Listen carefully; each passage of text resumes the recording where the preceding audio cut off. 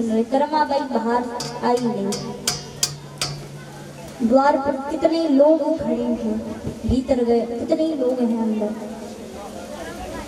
करमाबाई की अवस्था देखी तो कहते हैं कि ठाकुर जी करमाबाई के लिए रोए, आंखों में अश्रु आ गए। और करमाबाई का नाम करमाबाई क्यों पड़ा, तो कहते हैं करमाबाई का नाम इसीलिए रखा गया, करमाबाई नाम इसीलिए रखा गया क्योंकि जब भगवान रोज उनके द्वार पर जाते हैं तो क्या कहते हैं, जल्दी कर मां, यानी जल्दी करो मैया, मुझे देरी हो जाएगी। इसीलिए उनका नाम रखा गया, नाम ही पड़ गया कर्मा। इनके लिए भगवान उन्होंने ऐसी भक्त मां कर्मा है। तो राधा रानी का ऐसा चरित्र बताते हैं, श्रवण करा भगवान ने। और देखिए कहते हैं कि साक्षात भगवान जगन्नाथ कलियुग में विराजे हैं, स्वयं प्रत्यक्ष देव हैं। यहाँ राधा रानी का चित्र समस्त अष्टपट रानियां 16,100 रानियां सब श्रवण करते हैं। तो इनके मन में इच्छा होती है कि हम राधा रानी के दर्शन करें। ये सब राधा रानी के दर्शन की इच्छा से उनसे मिलने का प्रयास करते हैं। एक बार क्या होता है, द्वारिका में राधा रानी का आगमन हुआ। आज समस्त गोपियां राधा रानी के साथ आई हैं और जितनी रानियां, सब अष्टपट रानियां सब राधा रानी के दर्शन को गई हैं। खबर मिली राधा रानी आई, सब गई, इनके दर्शन तो हम जरूर करेंगे। अरे जिनके चरणों में हमारे द्वारिका नाथ बैठते हैं, उनके दर्शन तो हम अवश्य करेंगे। पहुंची द्वार पर एक गोपी खड़ी है। गोपी इतनी सुंदर है, इतनी सुंदर है कि क्या कहना उनकी सुंदरता का। रुक्मिणी मैया कहती हैं कि आप श्री जी हैं, राधा रानी हैं आप। गोपियां कहती हैं हम राधा रानी नहीं, हम तो उनकी चरण सेविका हैं। राधा रानी तो भीतर कक्ष में बैठी है। सारी रानियां भीतर गई, फिर एक गोपी मिली द्वार पर। रानियां पूछती हैं, रुक्मिणी मैया कहती हैं क्या आप राधा रानी हैं? तब गोपी कहती हम राधा रानी नहीं, हम तो उनकी सेविका हैं, दासी हैं। फिर थोड़ा आगे गए, एक और गोपी मिली। वो तो इतनी सुंदर है, इतनी सुंदर है। रुक्मिणी मैया कहे अवश्य ये राधा रानी हो। रुक्मिणी मैया पूछती हैं, गोपी कहती नहीं हम राधा रानी नहीं, हम तो उनकी चरण सेविका हैं। आधी रानियां तो मार्ग से पलट कर आ गई, बोले हम बस हमने यही दर्शन कर लिए। अष्टपट रानियां अंदर गई,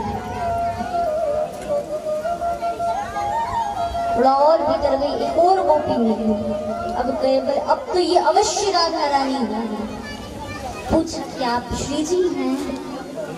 बोले नहीं, उनकी बराबरी हम नहीं कर सकते, हम तो उनकी चरण सेविका हैं, धूल मात्र भी नहीं है उनके चरणों की। अच्छा, अष्टपट रानियां में से ही कुछ लौट आई। अब रुक्मिणी मैया अकेली भीतर गई। जैसे ही भीतर पहुंची तो कक्ष में गोपी बैठी है। रुक्मिणी मैया ने पूछा कि आप राधा रानी हैं? द्वार पर गोपी खड़ी थी, उनसे पूछा क्या आप राधा रानी हैं? बोले नहीं, राधा रानी तो ये बैठी है। रुक्मिणी मैया कहे ये राधा रानी है। स्वरूप देख करके हो गई। राधा रानी का स्वरूप ऐसा, पूरे बदन पर छाले हैं, सुंदरता बिल्कुल नहीं है। रुक्मिणी मैया कहती आपकी ऐसी अवस्था कैसे हुई? तब राधा रानी कहती है आपने श्री कृष्ण को गरम गरम दूध पीने को दिया और वो दूध का पान श्री कृष्ण ने किया। उस समय दूध पान करते समय श्री कृष्ण के मुख पर मेरा नाम था राधे, हे राधे। सो उसी का ये फल है कि हमारे बदन पर छाले हुए। रुक्मिणी जी की आंखों से अश्रु बहने लगे। बोले हम तो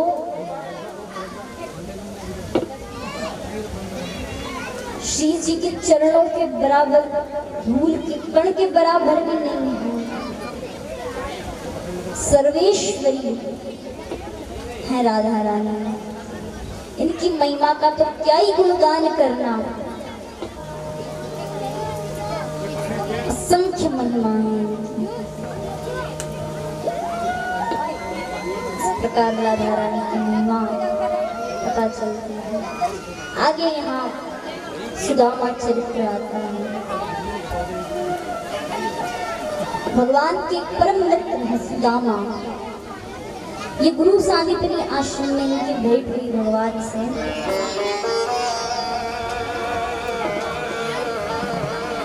इनकी अवस्था बड़ी निर्दयी है, गरीब अवस्था है। थोड़ा बच्चे शांति बना दीजिए।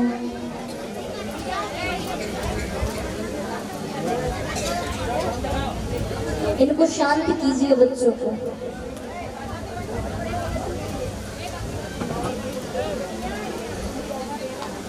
ठाकुर जी एक दिन बैठे बैठे चिंतन कर रहे हैं सुदामा जी के बारे में, याद कर रहे हैं अपने मित्र को।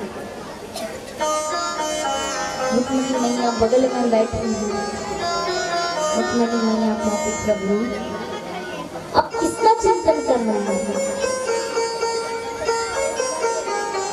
ठाकुर जी कहते हमारे परम मित्र हैं सुदामा। उनकी अवस्था ऐसी है कि भोजन नहीं मिलता उनको समय से। 5 पुत्र हैं। यदि किसी दिन भोजन मिल जाए तो सब में बराबर नहीं बांटा जा सकता। सुबह मिल जाए तो शाम को भूखो, शाम को मिल जाए तो सुबह भूखो। ऐसी अवस्था है सुदामा जी। कभी तो बिना भोजन के ही सोना पड़ता है, केवल जल पी करके। तो यहाँ ठाकुर जी कहते हैं कि हम क्या करें? रुक्मिणी मैया कहती प्रभु आप तो परब्रह्म परमेश्वर हैं, क्या कुछ नहीं कर सकते आप चाहें तो एक दृष्टि में सुदामा जी के सारे कष्ट दूर कर दें। सो आप उनकी सहायता कर दीजिए। ठाकुर जी कहते ये हमारे बस की बात नहीं है, हम नहीं कर सकते। ये उनके भाग्य में लिखा है। गरीबी उनके भाग्य में लिखी, हम उसे कैसे बदल सकते हैं? भाग्य को हम नहीं बदल सकते। भाग्य के लेखा कोई नहीं बदल सकता है, भगवान नहीं बदल सकते। भगवान कहते हम ऐसा नहीं कर सकते। रुक्मिणी मैया कहती अच्छा तो क्यों नहीं कर सकते आप? समस्त सृष्टि आपने बनाई है, भाग्य विधाता आपने बनाए हैं, तो फिर आप जो चाहें वो कर सकते हैं। तो आप उनका भाग्य बदल दीजिए।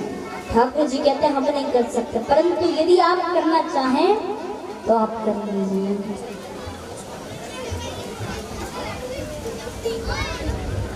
यहाँ रुक्मिणी मैया एक दिन ठाकुर जी के साथ अब बैठे हैं।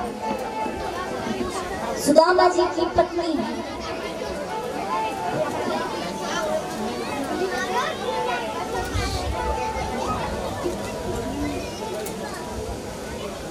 सुदामा जी की पत्नी है सुशीला, मैया सुशीला। मैया सुशीला भी जैसे तैसे घर में कार्य करती है, पालन पोषण करती है बच्चों का। सुदामा जी का एक नियम है कि 5 घरों में भिक्षा मांगने जाते हैं। 5 घरों से ज्यादा किसी में नहीं जाते। अगर 5 घरों में मिल जाए तो ठीक, वरना दिन भर भोजन नहीं करते, ऐसी अवस्था है। देखिए ब्राह्मण का नियम होता है कि 5 घरों से ज्यादा भिक्षा नहीं मांगनी चाहिए। 5 घरों में यदि कुछ मिल जाए तो ठीक, और नहीं मिले तो जितना मिला है उतने में ही संतोष रखना। ये ब्राह्मण का कर्तव्य है। तो यहाँ सुदामा जी 5 घरों में भिक्षा मांगने गए, कुछ नहीं मिला, लौट आए। अगले दिन गए, 4 घर में से कुछ नहीं मिला, पर रुक्मिणी मैया की दृष्टि पड़ी तो एक घर में से खीर का प्रसाद मिला।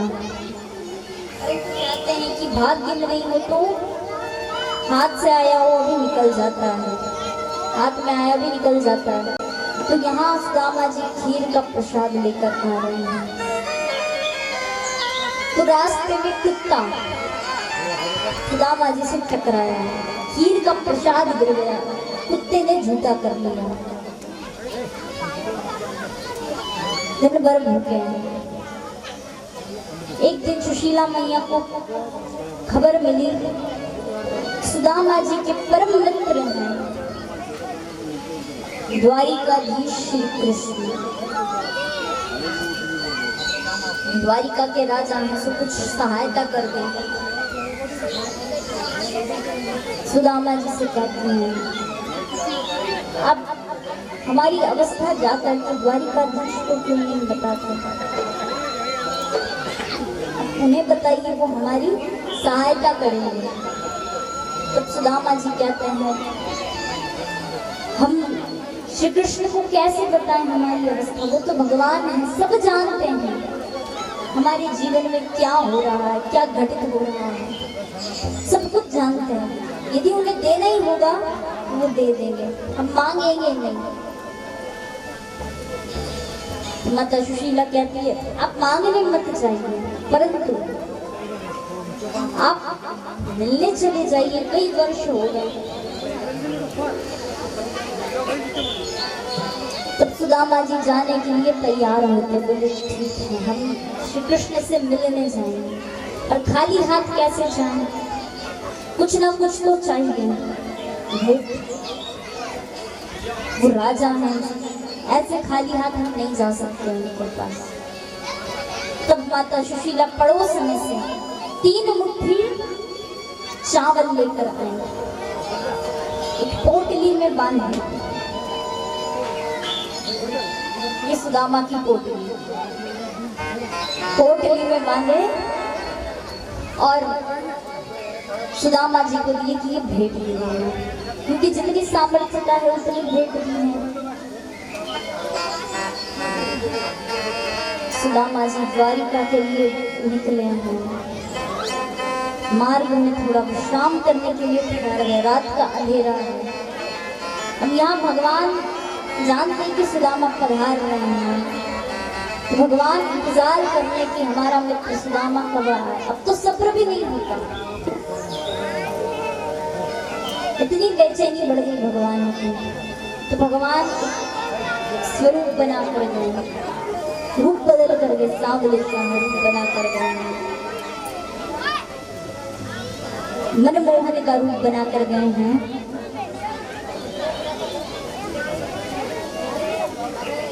और नाम क्या बताया, मुरलीधर, मेरा नाम मुरलीधर है। साथ में समय बिताया और एक ही रात्रि में सुदामा जी को द्वारिका पहुंचा दिया और वहां से भगवान चले गए।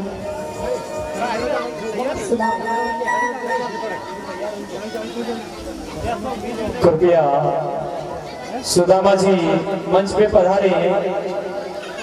ये माताओं से निवेदन है और द्वारकाधीश से भी निवेदन है कि मंच पे पधारे हैं और हमारे मंच की शोभा बढ़ाएं। ये बीच में जगह करे, हमारे सुदामा जी वहां से पधारेंगे, बीच में जगह कर दो। और यहाँ हमारे ठाकुर जी को जैसे द्वारपाल ने रोक लिया द्वार पर, रुको सुदामा जी थोड़े रुक जाइए, द्वारपाल ने रोका है। द्वारपाल से अवस्था बताते हम बड़ी दूर से आए हैं। द्वारपाल पधार जाए। यहाँ सुदामा जी फट गए और कृष्ण भगवान जाकर के सुदामा को हृदय से लगा लेते हैं, भीतर लाते हैं, रथ पकवाते हैं, भीतर लाए हैं भगवान।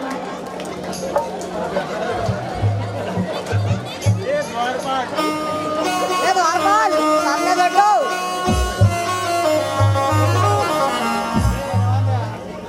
यहाँ सुदामा जी अंदर आते हैं और भगवान बराबर में बिठाते हैं, के चरण धोते हैं और कहते हैं, बता मेरे यार सुदामा रे, बता मेरे यार सुदामा रे, भाई गणेश नाम में आया, बता मेरे यार सुदामा रे,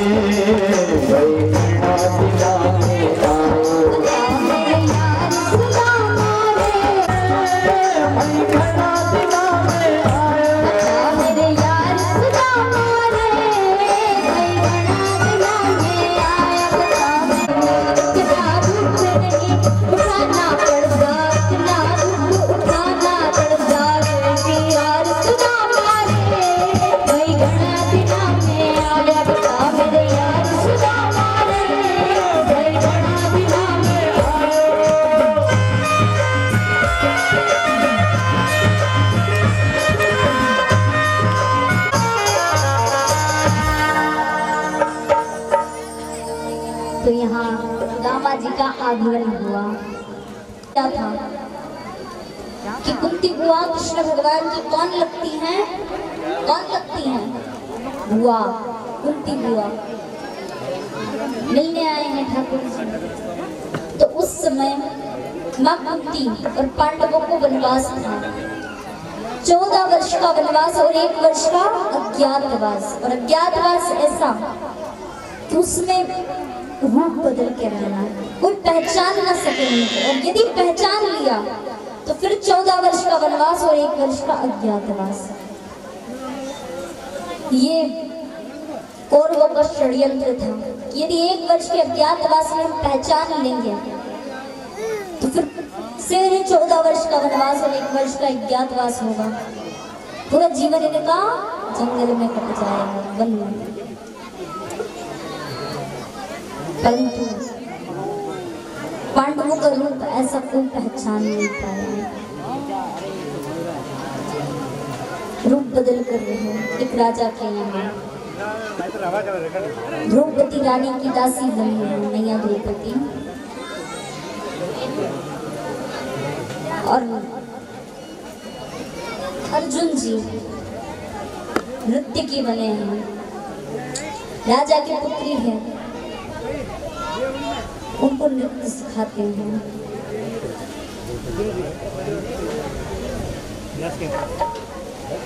धर्मराज युधिष्ठिर राजा के साथ पासे खेलते हैं, नकुल सहदेव घोड़ों की रखवाली करते हैं इत्यादि। इस प्रकार से 1 वर्ष का अज्ञातवास पूरा करके हस्तिनापुर आए।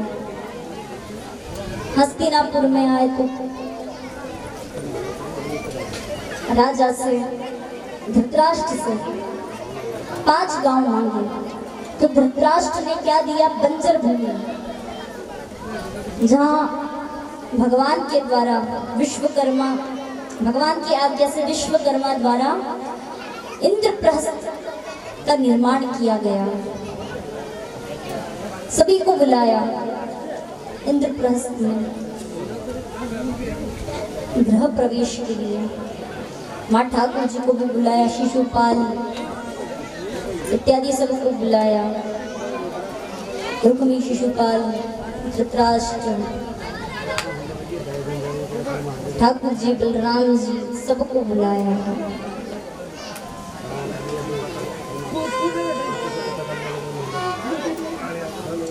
तो वहां सबसे पहले स्वागत किसका किया गया? ठाकुर जी का।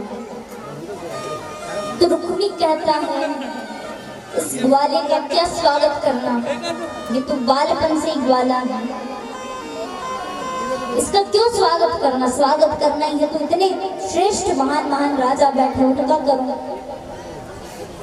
अगर नहीं भगवान को करते फिर भी पांडव बोले नहीं, इन्होंने हमें हर सुख दुख में हमारा साथ दिया है और ये भगवान है, इसीलिए हमें कोई आगे। शिशुपाल भगवान नहीं मानता, कई गालियां दी भगवान को, चोर, उचक्का, माखन चोर, धोखेबाज, रणछोड़ इत्यादि कई गालियां दी।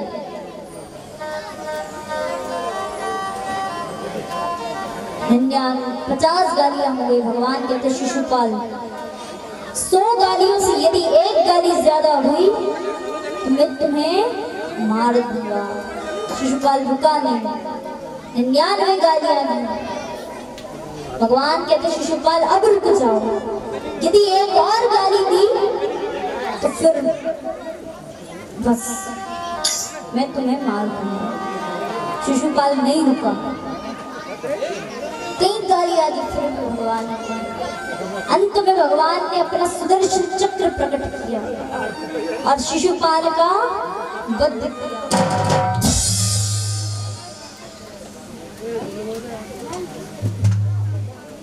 देखिए भगवान चाहते तो पहली गाली में शिशुपाल को मार सकते थे, पर भगवान ने अपनी बुआ को वचन दिया है, शिशुपाल की माता भगवान की बुआ है, वचन दिया है कि जब तक शिशुपाल 100 गालियां ना दे तब मैं उसे मारूंगा नहीं।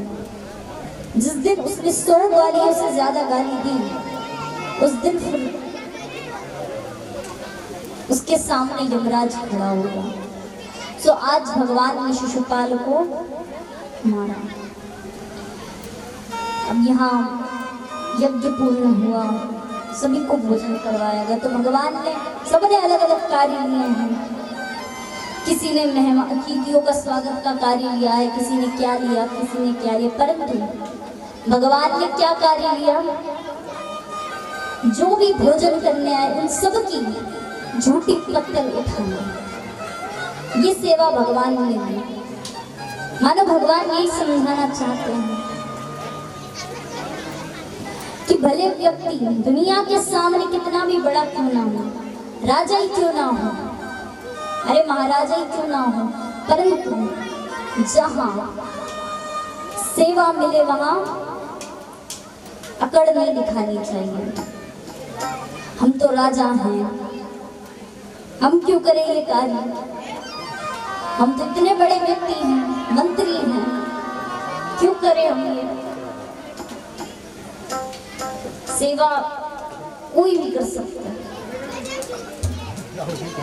यहाँ कौरव में सबसे बड़ा है दुर्योधन। दुर्योधन इंद्रप्रस्थ को देख रहे हैं, देखते देखते अब इंद्रप्रस्थ ऐसा बना है जहाँ भूमि दिखे वहां जल, और जहाँ जल दिखे वहां भूमि। महल देखते देखते ऐसे स्थान पर पहुंचा, दासियों ने कहा आगे जल है, परंतु दुर्योधन को दिखाई नहीं दे रहा है। दुर्योधन गई भूमि है, दुर्योधन ने पैर रखा जैसे वैसे ही जल में गिर पड़ा। वहां द्रौपदी मैया खड़ी थी, द्रौपदी मैया हंस पड़ी। द्रौपदी मैया कहती हैं अंधे का पुत्र अंधा, धृतराष्ट्र अंधा है। द्रौपदी मैया कहती हैं अंधे का पुत्र अंधा। दुर्योधन को ये बात अच्छी नहीं लगी, क्रोध में प्रतिशोध की भावना है मन में।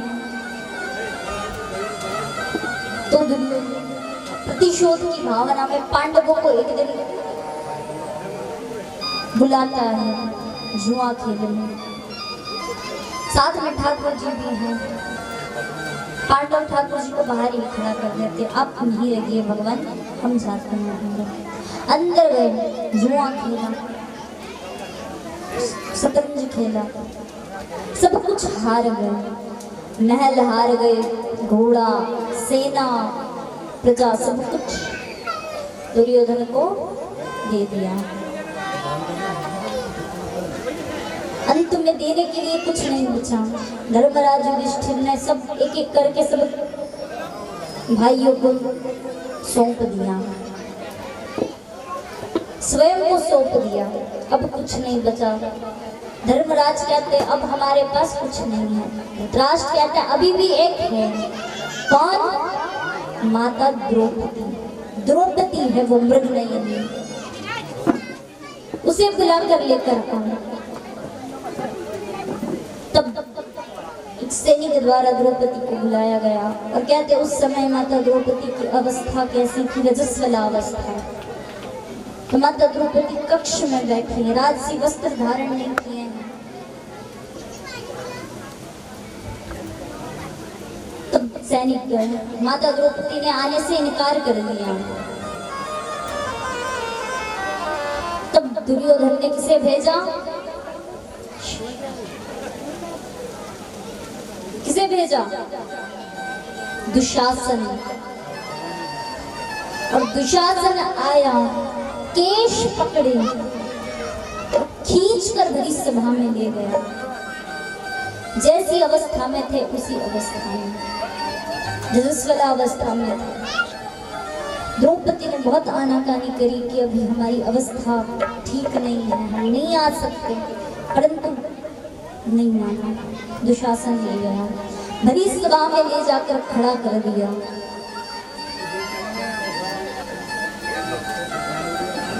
द्रौपदी सबको पुकारती हैं। द्रौपदी मैया सबसे सहायता मांग रही। वहां धर्मराज युधिष्ठिर बैठे हैं, उनसे कहती, पांचों पति बैठे उनसे कहती हैं, और भीष्म पितामह, गुरु द्रोणाचार्य, धृतराष्ट्र सब बैठे हैं, सबको पुकार लिया। द्रौपदी मैया हाथ जोड़कर सबसे विनती करती हैं, कहाँ जा चुके हो प्यारे कन्हैया, यहाँ लाज मेरी लुटी जा रही है। दुशासन के हाथों तेरी द्रौपदी की समाधि साड़ी खिंची जा रही है। द्रौपदी मैया सबको पुकारती है, गुरु द्रोणाचार्य को कहती है, गुरु द्रोण बोलो, पितामह बोलो, तुमसे तुम्हारी बहू पूछती है, जिन्होंने न देखी सूरत हमारी, वो देखेंगे आज बदन मेरा नंगा। पांचों पति जी मेरे सभा बीच बैठे, पर महलों की रानी लुटी जा रही है। कहाँ जा चुके हो प्यारे कन्हैया, यहाँ लाज मेरी लुटी जा रही है। आओ कन्हैया, आओ नारी, तुमको पुकारिए बहना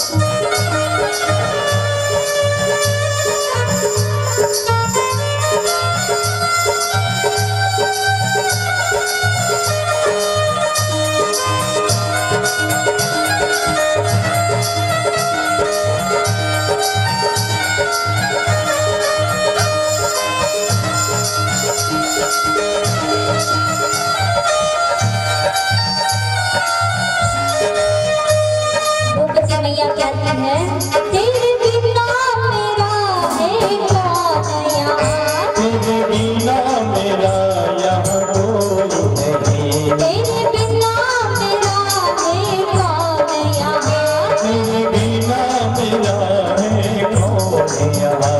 प्रभु तुम्हें छोड़ मैं जाऊँ कहाँ, प्रभु तुम्हें छोड़ मैं जाऊँ कहाँ। मैं तो आन पड़ी हूँ दर नंदलाल सवरिया मेरे, तो आज पड़ा दर तेरे, दिलदार सवरिया मेरे। मेरा कोई न सहारा बिन तेरे नंदलाल सवरिया मेरे। मेरा कोई न सहारा बिन तेरे, नंदलाल सवरिया मेरे।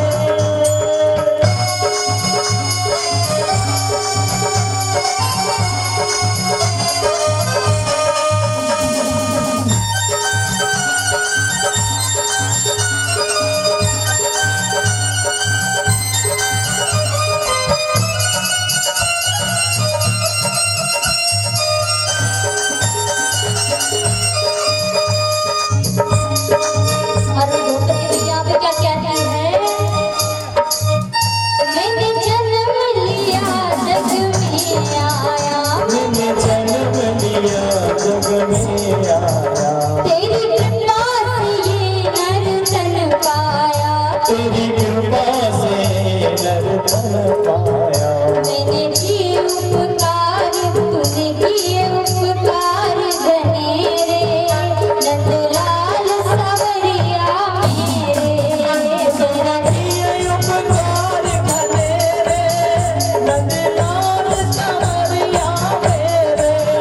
मेरा कोई न सहारा बिन तेरे नंदलाल सवरिया मेरे, मेरा कोई न सहारा बिन तेरे, नंदलाल सवरिया मेरे।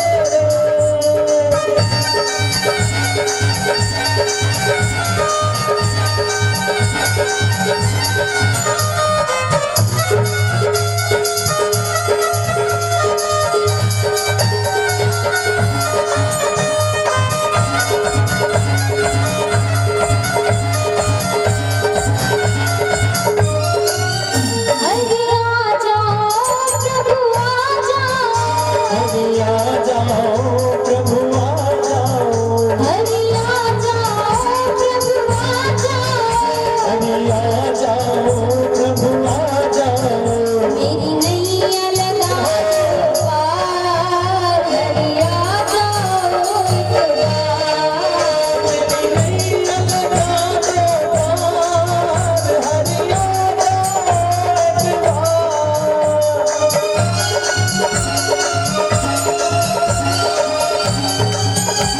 दोनों हाथ उठाकर तालियों के साथ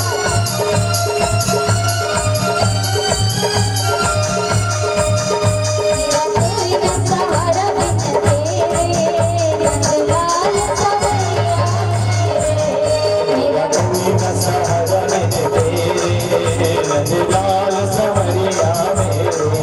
मेरा कोई न सहारा बिन तेरे नंदलाल सवरिया मेरे, मेरा कोई न सहारा बिन तेरे, दिलदार सवरिया मेरे, नंदलाल सवरिया मेरे। हार गई। अंत में दोनों हाथ उठाकर भगवान को पुकारा और जैसे ही पुकारा, हे द्वारिकाधीश मेरी रक्षा करो, हे परमपिता परमेश्वर मेरी रक्षा करो, हे द्वारिका नाथ मेरी रक्षा करो। जब पुकारा तो भगवान दौड़े चले आए और भगवान ने माता द्रौपदी का चीर बढ़ाया।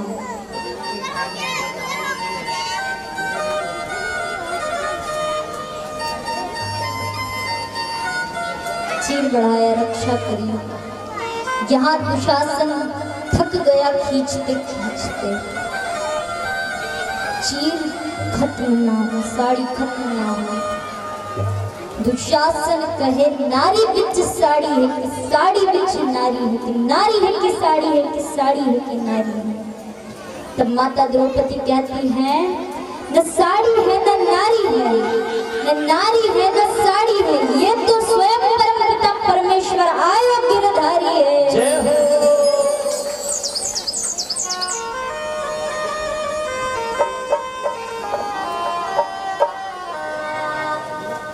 भगवान चीर बढ़ाते हैं, माता द्रौपदी की रक्षा करते हैं। उसके पश्चात माता द्रौपदी भगवान को धन्यवाद करने आती हैं। भगवान से कहते हैं प्रभु हे कृष्ण आप पहले क्यों नहीं आए, मेरा आधा चीर खींच गया, इतनी देरी क्यों कर दी। तो भगवान कहते देरी मैंने नहीं करी, देरी तुमने करी पुकारने में। तुम यदि समय से पुकार लेती तो मैं समय से आ जाता। तुमने पहले संसार को पुकारा तो संसार आया, नहीं आया बचाने। आया क्या? कितने लोग हमें एक नहीं उठा।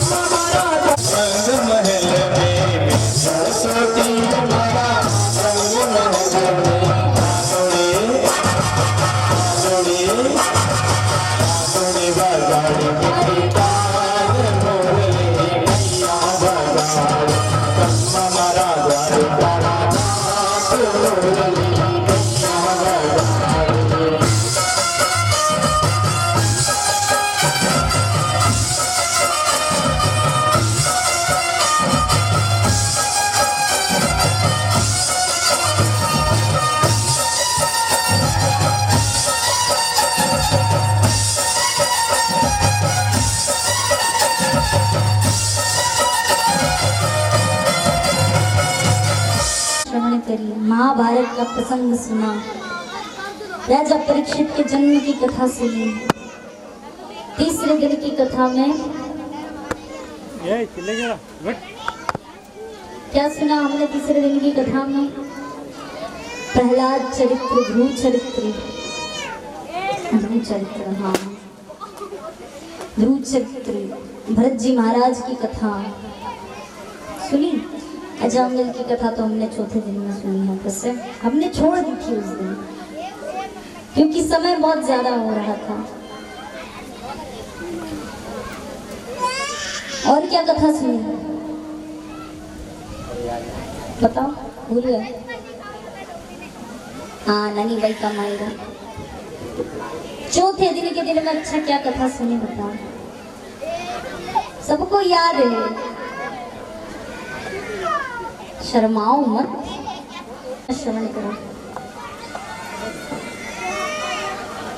नाचते समय तो सब याद रहता है यार, नाच रहा हो तो सुबह से इंतजार होता है, शाम तक, कब शाम हो, कब विवाह हो, कब जन्म हो। क्या था कल की कथा में, क्या श्रवण किया? रुक्मिणी मंगल, ये तो सबको याद है। और कंसवध सुबह भी सुनाई, ये सब बातें सुबह बताई। कंसवध ग्रहण करने की आवश्यकता नहीं है। यहाँ हम एक दिन भूखे नहीं रह सकते एकादशी को। और राजा परीक्षित ने 7 दिन तक भूखे रह करके कथा श्रवण करी। सुखदेव जी के कहने पर फल मंगवाए। उस फल की टोकरी के अंदर तक्षक नाग छोटा सा रूप बनाकर बैठे हैं, क्योंकि राजा है, पहरेदारी ज्यादा है। तक्षक नाग टोकरी में छिपकर आए हैं, और जैसे ही राजा ने टोकरी को लिया, वैसे ही तक्षक नाग ने डस लिया। राजा परीक्षित को मोक्ष प्राप्त हुआ। कहते हैं कि राजा परीक्षित इतने बड़े धर्मात्मा हैं कि तक्षक नाग के काटने से पहले सब सर्पों को अग्नि में आहुति दे दी। सब सर्पों की, सर्प घबरा करके इंद्र के आसन पर लपेटा गया, मतलब पकड़ लिया। पकड़ा तो इतनी शक्ति थी यज्ञ की अग्नि में कि इंद्र के आसन को खींच कर ला रही है।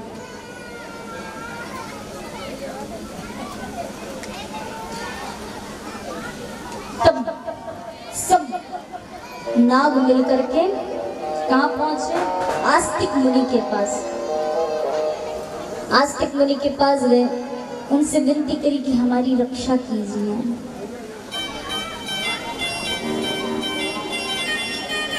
तब आस्तिक मुनि आए, नागों की रक्षा करी है।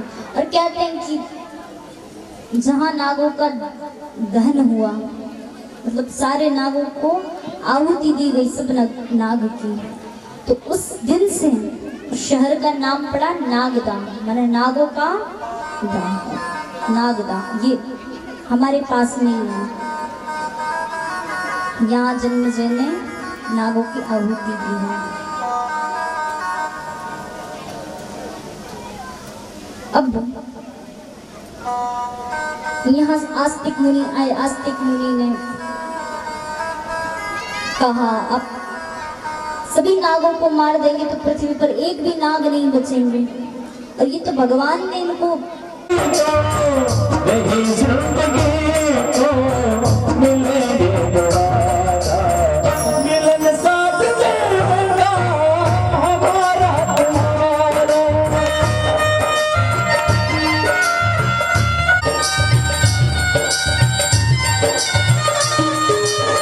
तेरे संग प्यार कान्हा नहीं तोड़ना।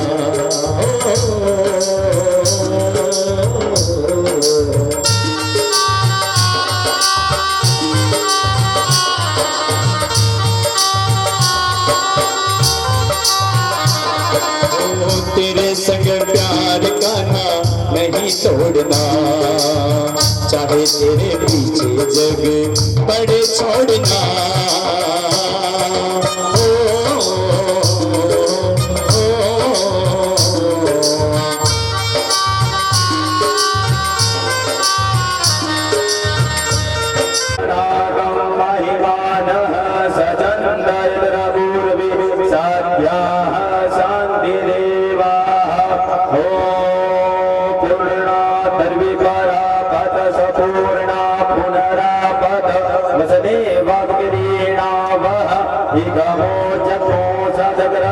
सच्चिदानंद रूपाय विश्वोत्पत्त्यादि हेतवे तापत्रय विनः यथा शक्ति धावति वृणावति होमं नमः स्वाहा। कृष्णाय भगवान की कावलिया से की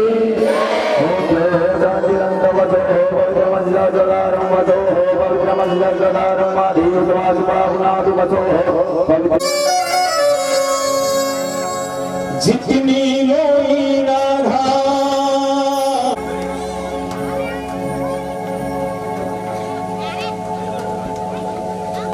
का अमृत पान करवाता है ना, उसकी तो 7 पीढ़ियां तर जाती हैं, पर वो जहाँ निवास करता है वो पूरा कुल तर जाता है। पूरा कुल जिस गांव में रहता है, जिस नगर में रहता है, जिस स्थान पर रहता है ना, वो सब भी तर जाता है। भले ज्ञान मिले ना मिले, लेकिन उस कुल में, उस क्षेत्र से कोई व्यक्ति अगर अमृत गंगा के लिए निकलता है, क्योंकि ये तो शुरुआत है, ये तो अभी बीज, ये एक प्रेरणा स्रोत है बालिका। तो ऐसी प्रेरणा स्रोत हमारी और भी बालिकाएं गांव में प्रतिभा है ना, गर्व होता ना, अंदर से खुशी होती है ना। हम तो चाहते हैं ना कि ये राष्ट्रीय स्तर के चैनल पे आया, हम इसको टीवी पे देखें, है ना।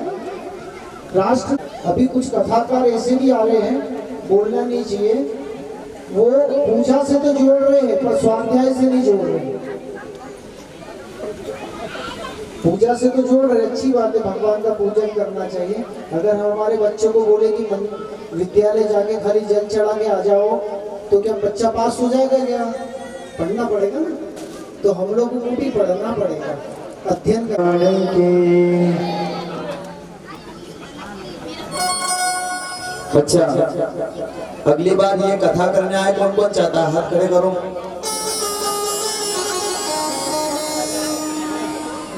छल से तो कपटी कर रहे हो, यहाँ सामने ये बैठे हैं तो अपन हाथ खड़े कर रहे हैं, दिल से खड़े कर रहे हो ना।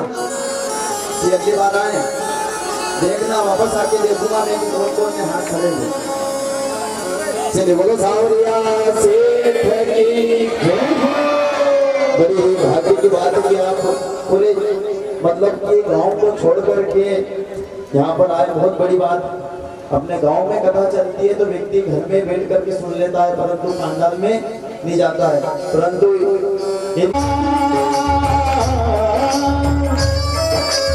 इतनी रोई राधा घनश्याम के लिए, उतना रोया रे कन्हैया सुदामा के लिए।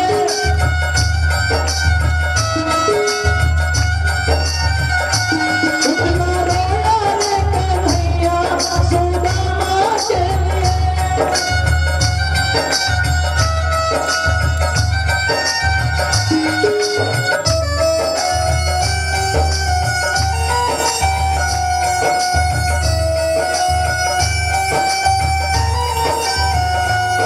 की हालत देखी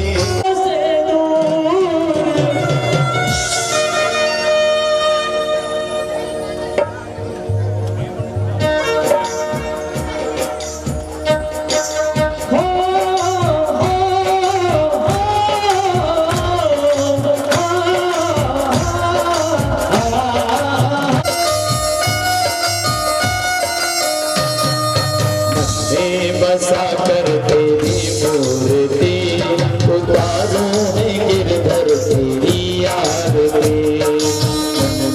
बसा कर तेरी मूर्ति उतारूं।